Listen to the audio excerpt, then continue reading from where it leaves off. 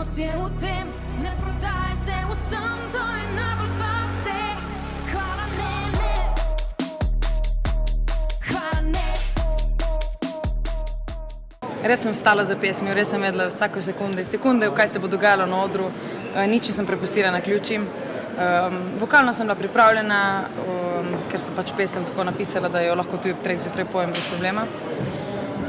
Tako da občutki so lepi, nek prijeten občutek to je, ampak jaz že gledam naprej in vem, kaj vse me čaka in se želim dobro pripraviti še na en velik nastop. Kakšen se ti je zdel odziv gledalcev na pesem po polfinalnem izboru? Predvsej boljši, kot sem mislila, da bo. Mislim, da bo to postal nek hook in nek joke v celi Sloveniji, hvala ne. Tako še na benzinsko sem prišla in so ljudje kupovali čokoladičo in rekel gospod, hvala ne, in sta dva zadnji, hvala ne, ne. Delala, pač tako je bilo, what? Res tako v enem večeru, tako to ljudem postane smeh. In to je moj namen, jaz sem itak smešna, čudna in všeč mi je biti drugačna in tako da so občutki dobri, no. Si bolj zadovoljna s finalnim ali polfinalnim nastopom? Mislim, da sem bila še bolj sproščena v finalnem, ker mi je bilo v bistvu, glede na predizbor, ko sem še naprej, enkrat sem jaz sebi dokazala, da sem tisto, kar bo treba naredila, danes sem pa res uživala, prav ful uživala. Zdaj bi tako, tudi če mi zdaj dajo komad, da se vrti 2 uri, bi sam plesala na ta komad, ki ga toliko poznam v nulo.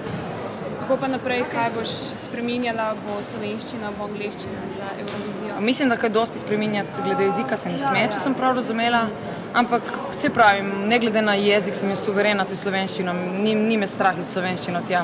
Koliko sem pa odštekana in nora, se pa pol pozna na odru, lahko tudi v francoščini začnem peti, čeprav nihče ni vedel. To, da to še ne vem, se bo treba pogovoriti. Kaj ti pomeni to, da ti je na prvem mestu po glasovi žirije?